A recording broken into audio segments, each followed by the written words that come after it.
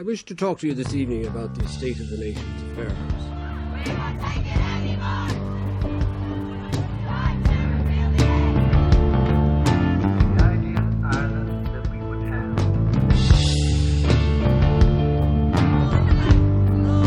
Thousand women leave this country every year to go to England to have an abortion is a damning indictment of our lack of Christianity and our lack of compassion.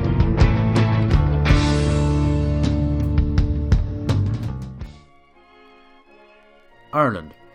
Sure, 'tis a grand country if you could only roof it. It's a country where Catholicism is burrowed in like a tick to every nook and cranny of life, despite numbers of Catholics declining in recent figures. The Angelus still told on television at 6 p.m. The majority of primary schools still have a Catholic ethos. And until 2018, pubs still closed on Good Friday, much to the bemusement of American tourists in Temple Bar. We're also modern and forward-thinking, with coffee and donut shops on the corners of all major cities. Rural Ireland, however, lags a little behind.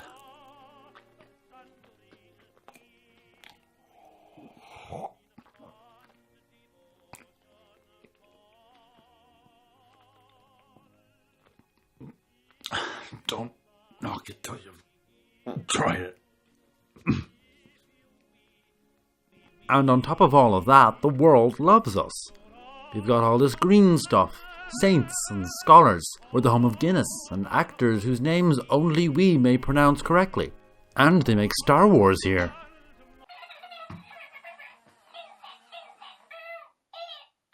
Our Taoiseach is gay, son of an immigrant. He has interesting opinions about housing, social welfare, LGBT people adopting, and makes the saddest pancakes known to man. So, you know, progressive. While he has described himself as pro-life, Leo is currently backing a move to change Ireland's restrictive abortion laws. A citizens' assembly established by former Taoiseach Enda Kenny voted in favour of allowing abortion in Ireland under a wide range of circumstances.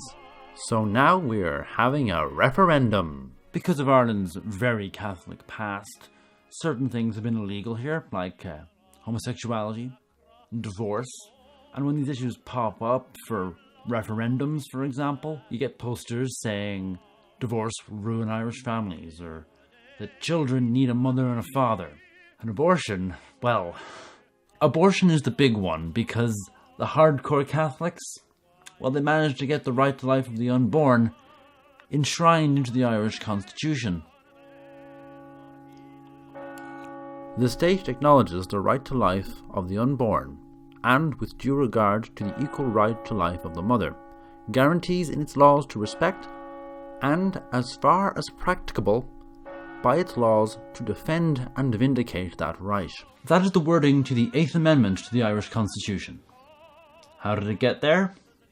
Well, to understand that, we must first look at how Irish law restricted women and family planning, starting in the 1930s, to the men who got a bit shook, to be honest, when they saw that things were starting to change. Sounds of industry, with the romping of sturdy children, the contest of athletic youths, and the laughter of happy maidens. The Irish Constitution was framed by Eamon de Valera, who believed that Catholicism and the family were core aspects of Irish identity.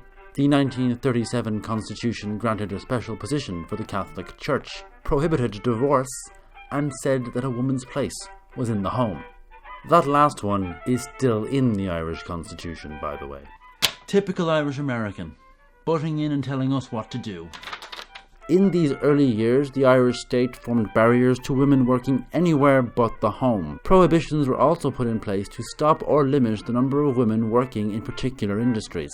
The ideal De Valerian world of Ireland was literally the Catholics in Monty Python's The Meaning of Life, with eternally pregnant housewives, chained to kitchen sinks, with no chance of any little rubber thingies. Because God, and of course the Criminal Law Amendment Act of 1935, would not allow this. Except when it did. Because, you know, when you hear about it first, it sounds very strange. But God has made it really lovely, an exciting and pleasant feeling.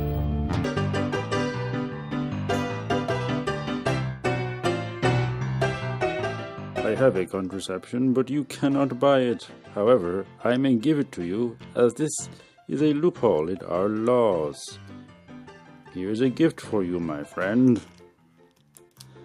Thank you, friend. Enjoy your contraception. I will. No babies for me.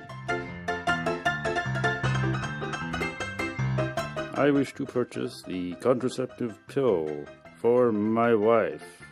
She has issues with her lady times. I cannot say menstruation, for I am a man. You may purchase this pill, but it is not for the use of contraception, only for the use of lady times. I cannot say menstruation, for I am also a man. Please take it. Thank you. Thank you. You're welcome. This is how we talked in the 30s. Goodbye.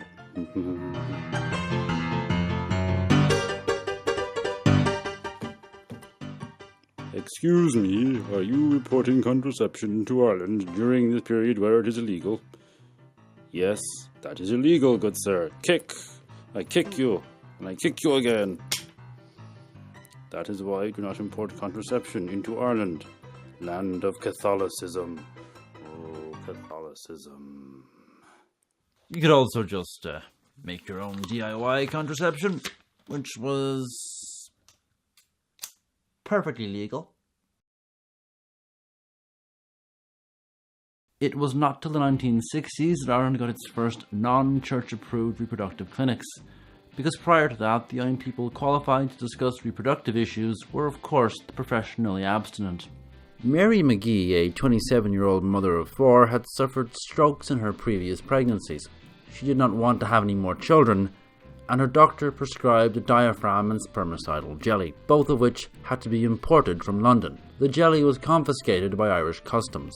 McGee, feeling her family's rights were being infringed, took her case to the High Court. While she lost her case in the High Court, Mary McGee won her case in the Supreme Court 4-1 in December 1974. The ban on the importation of contraceptives was ruled unconstitutional as it breached the right to privacy. After the McGee case, while you could not buy or promote contraception, you could import it, and family planning clinics could give it out on request. Charlie Haughey's 1979 Health Family Planning Act made contraceptives legal by prescription, although it also allowed doctors and pharmacists to refuse to grant prescriptions on moral grounds. Prior to 1983, abortion was illegal in Ireland under the 1861 Offences Against the Person Act. In 1967, abortion was made legal in England, Scotland and Wales, while in 1973 the US Supreme Court ruled in the case of Roe v. Wade that the US Constitution protected the rights of a woman to an abortion prior to the viability of the fetus. This case made abortion legal across the US. With so many other talking points in the sphere of women's rights and family planning, abortion wasn't massively a talking point in Ireland. The Irish women's liberation movement, an influential feminist movement of the early 70s, which campaigned for change in Ireland's contraception laws, never touched abortion. Women's right to choose, Ireland's first pro-choice movement, wasn't established until 1979. And as we'll see, the notion of getting a pro-choice amendment into the Irish Constitution was already a few years old by then. Between the McGee case and Roe versus Wade and Britain legalising abortion, it was enough to put the fear into the God-fearing. Women were starting to have opinions and not just plopping out babies left and right like they're supposed to. What's a good Catholic to do? Discussion into perspective. The amendment that was passed by the people substantially today was an amendment to protect the unborn against abortion. The Knights of Columbanus is an all-male fundamentalist Catholic group founded in 1915. Their aim? To fight discrimination against Catholics in all walks of life. The Knights have been increasingly involved in Irish politics since independence. Members have held positions on hospital, education and government boards. Their members have also been involved in various organisations that have campaigned against perceived threats to Catholic morals. Their involvement in such causes is subtle. To quote John O'Reilly, "An organisation or a group is never more powerful than when it influences events without itself being regarded as the initiator." Now that he's come up, I think it's time we had a bit of a chat about the Bowled O'Reilly. John O'Reilly, or Owen O'Reilly, is an engineer from Dublin, and for the want of a better word, is one of the fathers of the Eighth Amendment. In response to the McGee case, he founded the Irish Family League. As part of this, he was involved with the production of anti-contraception pamphlets, which claimed that the Family Planning Association had sent condoms to a 9-year-old girl at her request. What the pamphlets failed to mention was that the 9-year-old girl in question was Ailish O'Reilly, daughter of John O'Reilly, who had written the letters under her father's instructions.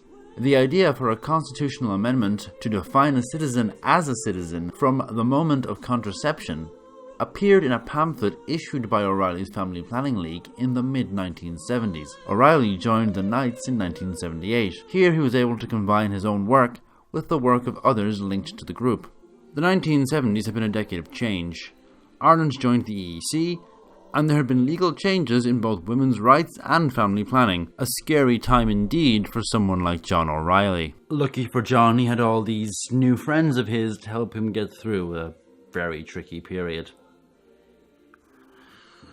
John and friends set up groups with very official or holy sounding names, in the guise of organisations like Catholic Witness and the Kilkenny Family Life Centre, groups either run by the Knights or set up by O'Reilly to host talks on anti-family planning tours. These events had speakers like American Father Paul Marks, founder of Human Life International. The groups set up to run these events would be fronted by women so as to disguise the fact that it was actually an all-male organising committee behind them. They also aligned themselves with the UK-based Society for the Protection of Unborn Children, or SPUC. In 1981, at a rally in Dublin, SPUC President Billy Quirk spoke against atheistic trendsetters who are in the public life today and control the media, calling SPUC and their like the great silent majority in Ireland. Oh, 1 second. Hello?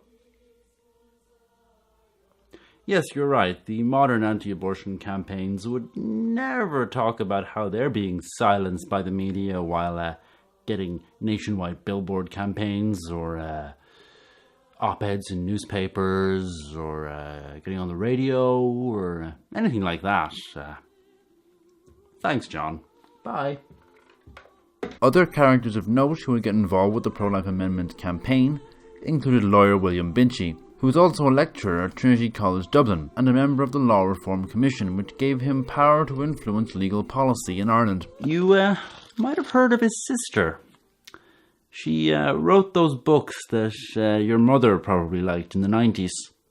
There was also Professor John Bonner. Bonner was an obstetrician and gynecologist, as well as member of the Responsible Society, whose secretary was John O'Reilly. He was joined by Dr. Julia Vaughan, a gynecologist and former nun, who would act as the main spokesperson for PLAC, the pro-life amendment campaign. In 1980, O'Reilly sent out a letter proposing the amendment to groups run by his pals, such as John Bonner's Responsible Society or Niall Dara's Council of Social Concern. A year later, he had 10 groups on his side and a blueprint for future campaigns. The pro-life amendment campaign, or PLAC, was formally launched in April 1981.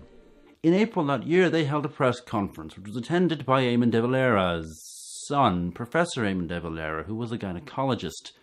At this press conference, they also released their draft amendment wording, written by John Blaney, later member of the High Court. The state recognises the absolute right to life of every unborn child from conception and accordingly guarantees to respect and protect such right by law. That wording, if carried out, would have denied rights to women even if their lives were threatened by their pregnancy. And it was supported by the nation's top gynecologists. And nobody said anything. Not even the politicians at the time.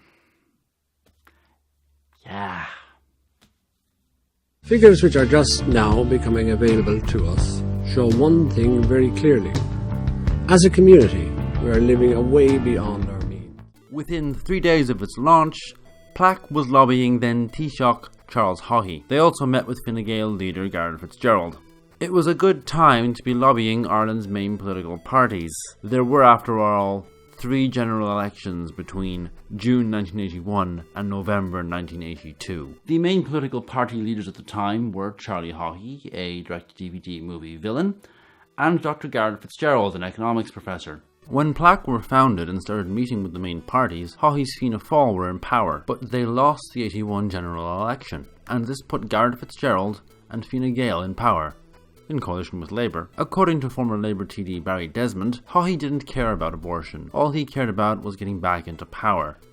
Fitzgerald, however, ended up backing himself into a corner over the amendment, and doesn't exactly come out smelling of roses. You see, Garrett Fitzgerald wanted to take all the sectarian Catholic ethos stuff from the Constitution, but at the same time he'd also agreed to PLAC's demands for a pro-life amendment referendum. Not that it mattered much, his government fell in January 82.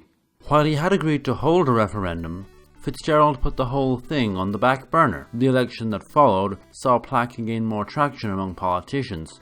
Haughey eagerly took a more proactive stance, confirming to PLAC that if elected, Fianna Fáil would arrange to have the necessary legislation for a proposed constitutional amendment to guarantee the right to life of the fetus, initiated during the course of 1982.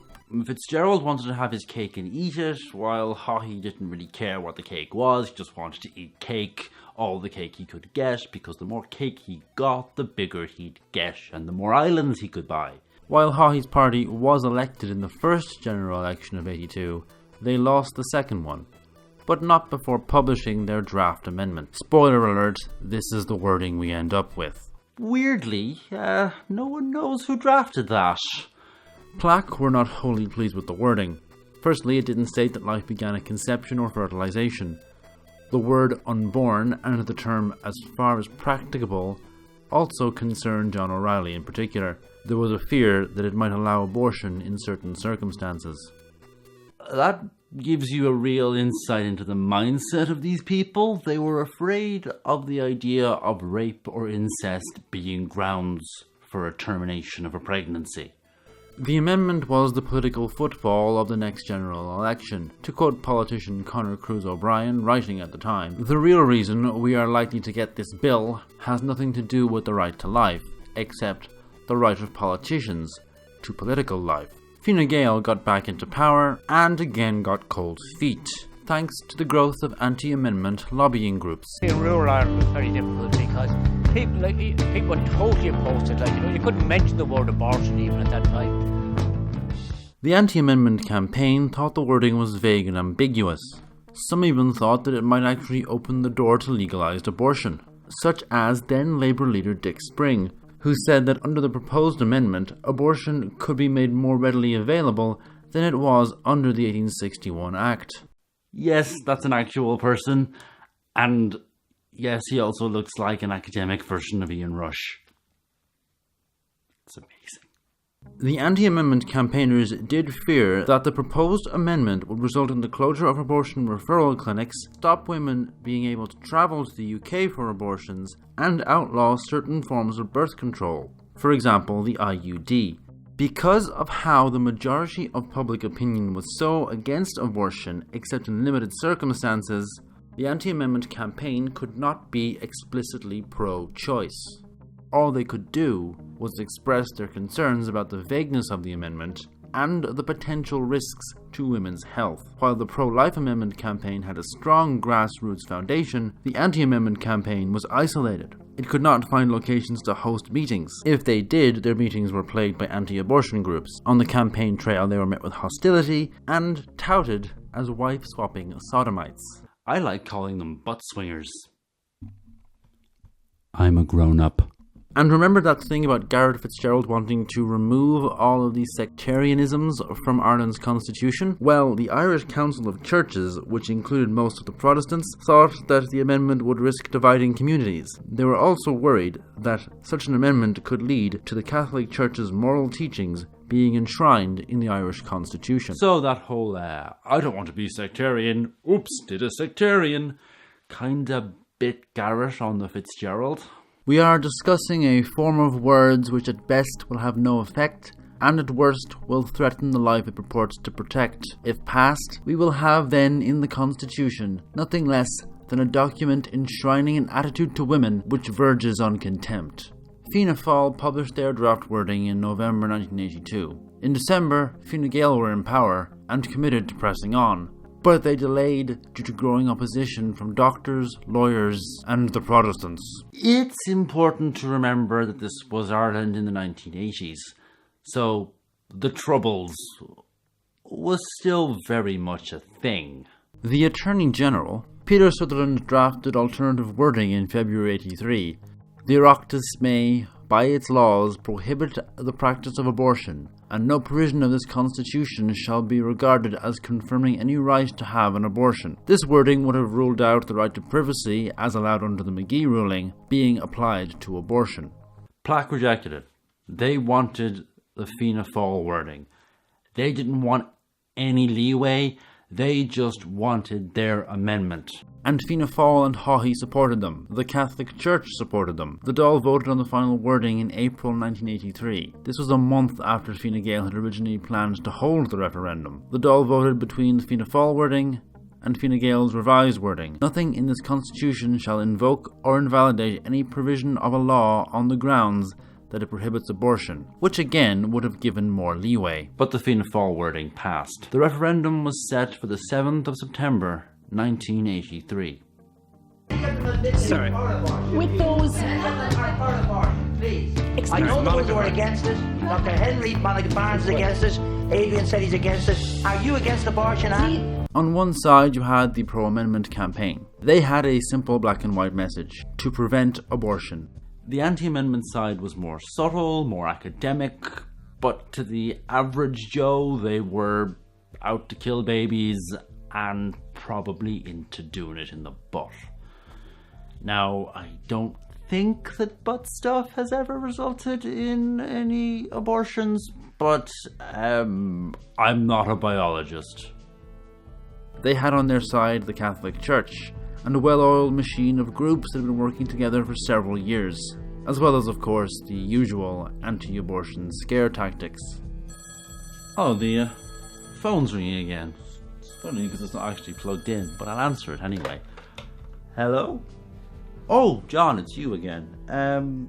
Yeah, that's right. You'd never co-opt disabled children or anyone else you could get your hand on in a cynical bid to further your cause. No, you'd never do that. I mean, no anti-abortion group has ever done that at all in the history of ever. Yeah, exactly. I know. Thanks, John. Bye. John there. Just clearing things up. Garret Fitzgerald campaigned against the amendment that he himself had agreed to hold a referendum on. Later in life he did, by all accounts, regret the whole thing, but that does not absolve him from the absolute mess that he made in the name of getting votes. While corruption in human form was pro the amendment, because of course he was. And when the actual vote came around, according to one anti-amendment campaigner, every church-controlled institution was empty that day, as the church made an effort to have the most influence it could on the vote. The amendment passed with 67% of the vote. On television after the result, Mary Robinson, future president, said this. What we're faced with now is a legal section in the Constitution, and all I can do, conscientiously and fairly and honestly as a lawyer, is try to assess the implications of it. It is very ambiguous. Even the concept of the word unborn is not known to lawyers. Therefore, it must be determined. The effect on contraception in this country is, I think, worrying a lot of people, and I can understand that worry. And that was the situation that Ireland found itself in, with some obstructive wording in the Constitution that made it difficult to legislate for future cases. Whether, for instance, women who now leave the country at the rate of 10 a day should be prosecuted for having abortions abroad. You theoretically examine that in great detail. This is true, John. I examined it in the context of the previously existing law prior to the passing of the amendment. I should say in this context, you mentioned Professor John Kelly, the foremost constitutional lawyer in this country, and he used perhaps an indelicate expression to describe that type of argument. But what he actually said on last Saturday's radio programme was to assert that the Supreme Court in those circumstances would grant an injunction against a woman going to England was to assert that the Supreme Court was composed of imbeciles. There have been several high-profile cases which have proven why the Eighth Amendment does not work. From preventing a 14-year-old rape victim from travelling to obtain an abortion, to force-feeding a woman who was on hunger strike because she was denied a termination, to the brain-dead woman who was kept on life support for 24 days because the fetus inside her still had a beating heart. And then there is the case of Savita Halapanavar, an Indian woman who died from sepsis, having been denied a termination that would have saved her life. That's not to mention the 12 women a day who travel abroad to obtain abortion services, which, by the way, is allowed under the Irish Constitution. We are perfectly okay with exporting our problems. Or those who illegally import abortion pills and face up to 14 years in prison for doing so. Or the fact that the Health Service Executive advises doctors that pregnant women can be taken to the High Court should they refuse to consent to procedures. So, women have to travel, or take abortion pills they get online. Also, these groups can pretend that their little Eighth Amendment is actually working, protecting hypothetical babies, while real, living, breathing women are thrown under the bus. In 35 years, Ireland has changed considerably. The influence of the Church has waned, thanks in no small part to the various scandals that have plagued the Catholic Church. And laws must reflect the nature of a society. The Eighth Amendment has failed to do what its flag bearers have said it would do, or still claim that it has done. I understand that there are people out there who don't agree with abortion, either for moral or religious reasons. And that is okay. You are allowed to not want to have an abortion, but that does not give you a right to tell other people that they can't have abortions should they need them. Verifiably, the Eighth Amendment has not stopped Irish women from seeking abortions. It has even resulted in further amendments to the Irish Constitution, one which allows women the right to travel to obtain an abortion, and another which allows them the ability to obtain information on abortion services. Meanwhile, the medical community struggles to juggle legalities and healthcare. John O'Reilly is still around. He's a co-founder of the Pro-Life Campaign, whose legal advisor, by the way, is William Binchy, no prizes for guessing. He's also involved with something called the Second Look Project, which is related to the Ask Magella Crisis Pregnancy Agency, which was exposed by the Times Ireland for providing false information on abortion. The people behind the Eighth Amendment were a small bunch who peddled lies and conservative Christian fundamentalist beliefs, all under the umbrellas of one or two groups. And that's not very different to the current state of affairs with the Save the Eighth and Love Both campaigns. And when you realise that, well, it makes you feel a bit shook, to be honest.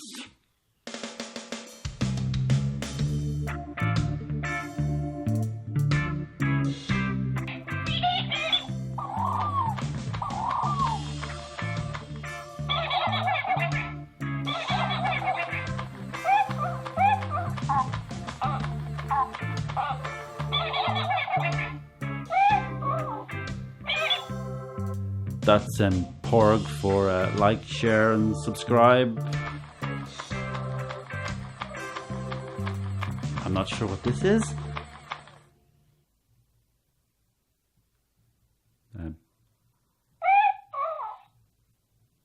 What he said.